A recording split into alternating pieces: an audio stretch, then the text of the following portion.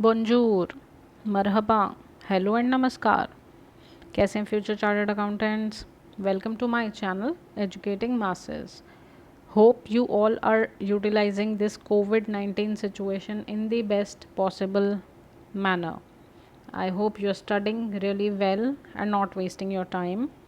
So शुरू करते हैं आज की class for C A foundation, C S foundation और एग्जीक्यूटिव।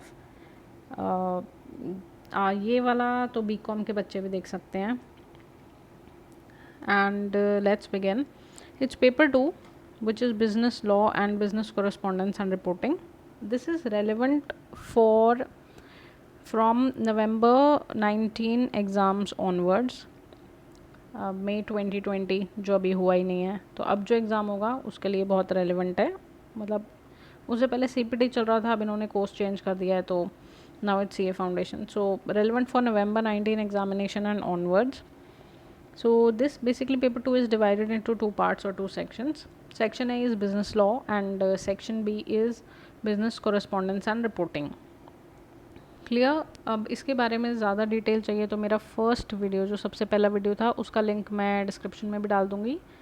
उसके अंदर मैंने सब कुछ डिटेल डाली हुई है जो बच्चों ने 12th क्लियर करा है उनके लिए, कि उन्होंने कैसे कोर्स ज्वाइन करना है। जो ग्रेजुएशन में है उनके लिए भी है। अगर वो CA बनना चाहते हैं तो कैसे कैसे ज्वाइन कर सकते हैं, क्या प्रोसीजर है, क्या सिलेबस है, each and every detail is there.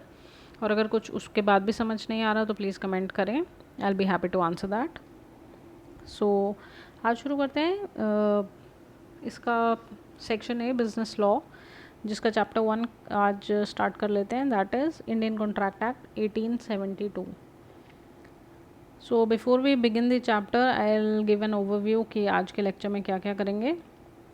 आज हम समझेंगे व्हाट इज़ कॉन्ट्रैक्ट, कॉन्ट्रैक्ट बनता कैसे है, कॉन्ट्रैक्ट एग्रीमेंट से बनता है, तो what is an agreement, agreement क्या होता है, what is enforceability of law, and कैसे एक एग्रीमेंट कॉन्ट्रैक्ट बनता है, what is a promise, what is offer, proposal, उन सब के बारे में समझेंगे। इसके बाद भी कुछ रह जाएगा या कुछ समझ नहीं आएगा तो please give me a comment कि ये समझ नहीं आया है, और फिर I can take up that कि जो नहीं आया उसको मैं दोबारा से नेक्स्ट लेक्चर में बेटर तरीके से समझाऊँ।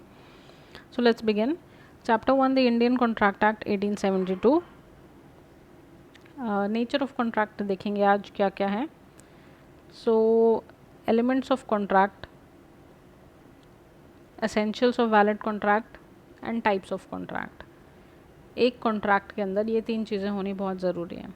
एलिमेंट्स ऑफ कॉन्ट्रैक्ट होना चाहिए, essentials of valid contract and types of contract. Elements of contract में 2 चीज़ें होती हैं, अग्रीमेंट होना चाहिए और वो अग्रीमेंट एनफोर्सेबल बाय लॉ होना चाहिए। अगर सिर्फ एग्रीमेंट है, एनफोर्सेबल बाय लॉ नहीं है, तो it is not a contract. दोनों चीज़ें होंगी तभी कॉन्ट्रैक्ट बनेगा।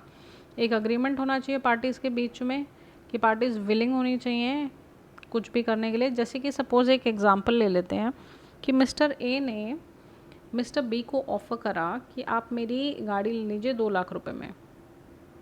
अब मिस्टर बी अग्रीड कि चलो ठीक है मैं आपकी गाड़ी ले लूँगा 2 लाख रुपए में। अब ये एक ऑफ़र था जिसका एक्सेप्टेंस हुआ। मिस्टर ए ने ऑफ़र दिया कि he is willing to sell his car for 2 lakh rupees. Acceptance क्या था? Mr B agreed to the offer he made that I will buy your car for the same amount, that is 2 lakh rupees. So there was an offer and acceptance. समझ रहे हैं? Offer था और उसका acceptance हो गया, offer plus acceptance, तो वो बन गया अग्रीमेंट। ठीक है। अब अगर ये चीज़ वो दोनों रिटन में ले लें, एक कॉन्ट्रैक्ट बना लें या कुछ कर लें, तो वो एनफोर्सेबल बाय लॉ हो जाएगा। क्योंकि वर्बली तो आप कुछ नहीं कह सकते कि हाँ मैंने बोल दिया कि मैं आपकी गाड़ी ले लूँगी, बट वो ज़बरदस्ती तो नहीं है ना कि मैं ले लूँगी। तो अगर वो रिटन में हो गया या उसका कुछ एफिडेविट या कुछ बना लिया तो एनफोर्सेबिलिटी ऑफ लॉ आ गई उसके अंदर। एनफोर्सेबिलिटी ऑफ लॉ आ गई तो उससे वो एक एग्रीमेंट की जगह कॉन्ट्रैक्ट बन गया। क्लियर? नेक्स्ट देखते हैं। ऑफ़र। ऑफ़र और प्रपोजल एक ही चीज़ है, ठीक है. Offer and proposal is one and the same thing. अब rules of valid offer. Offer valid होना चाहिए, दैट मीन्स लीगल होना चाहिए. अब मैं आपको ऑफ़र करूँ, या suppose Mr X offers Mr Y to have a cigarette. So it is an offer, but it is a valid offer because cigarette is not illegal. But if he offers him to have opium or cocaine, that is illegal. That is not right or not acceptable in our constitution or in our Indian Penal Code. It is an illegal thing. So that is not a valid offer. So that would not be considered an offer. वो types of offer, कितने तरीके के offer होते हैं. Then essentials of proposal. Proposal and offer same thing है. तो essentials and communication of offer. The offer should always be communicated, only then it is an offer. Otherwise अगर मैं offer कर रही हूँ बट जिसको मैं कर रही हूँ उसके उस तक ही नहीं पहुँचा वो offer. Suppose A, B and C are 3 friends. A want to offer something to C. जैसे A offers C to come to his birthday, but he says this to B कि ask C if he wants to come to my birthday, but B never asks C. So जो offer है वो C तक पहुँचा ही नहीं. So there is no communication. अब offer के बाद क्या होता है? ऑफ़र के बाद एक्सेप्टेंस होना चाहिए. एक्सेप्टेंस में क्या है? रूल्स ऑफ एक्सेप्टेंस होना चाहिए कि एक्सेप्टेंस वैलिड होना चाहिए. सपोज़ एक इंसान ने ऑफ़र करा, मिस्टर राम ने ऑफ़र करा मिस सीता को कि will you become my friend? If you want to say yes, accept the rose I am giving you. Now Sita did not accept the rose. अब उसने एक कंडीशन रखी थी कि मैं ऑफ़र कर रहा हूँ. एक्सेप्टेंस है कि अगर आप रोज़ एक्सेप्ट कर लो. सीता ने एक्सेप्ट नहीं करा, so it is not a valid acceptance. वो माना नहीं जाएगा. And communication of acceptance. Acceptance should be communicated. Like the offer should be communicated, the acceptance should also be communicated to the person. Sorry, ये थोड़ा बाहर चला गया. Next, what is a contract. Contract क्या है? Let's see what is a contract. Section 2H of Indian contract act 1872 defines what is a contract. अब section 2, Indian contract act ले लो, Indian penal code act ले लो, company law ले लो, income tax act ले लो. जो section 2 है वो सारा definitions के लिए है. तो जितनी भी डेफिनेशंस हैं वो सेक्शन 2 में है. सेक्शंस याद करेंगे तो बेटर मार्क्स मिलते हैं एग्ज़ाम्स में. The examiner gets sense that कि बच्चे को पता है.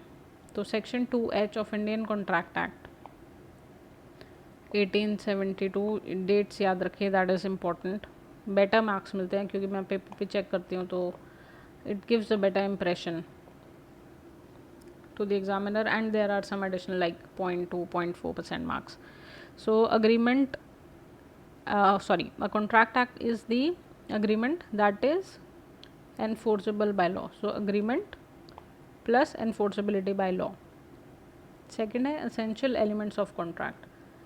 Agreement, essential elements of contract है agreement plus enforceability by law. अब agreement क्या होता है ये देख लेते हैं.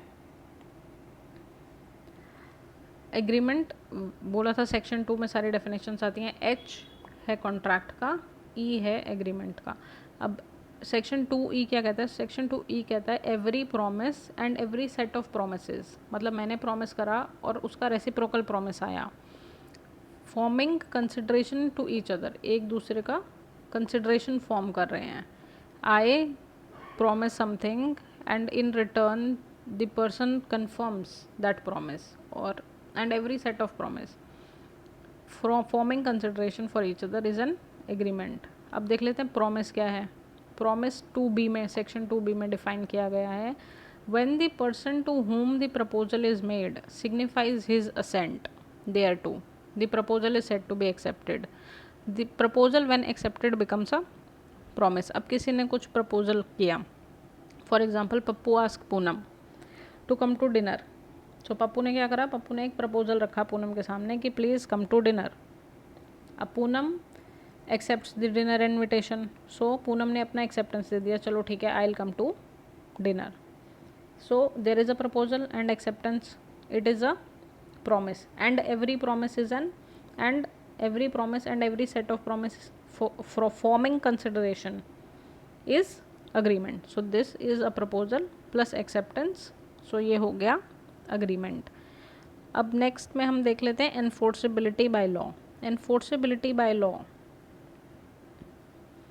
when an agreement is enforceable by law, it becomes a contract. Simple. Agreement समझ गए? नहीं समझ में आया है तो एक बार दोबारा समझा देंगे अगर कमेंट्स आएंगे तो.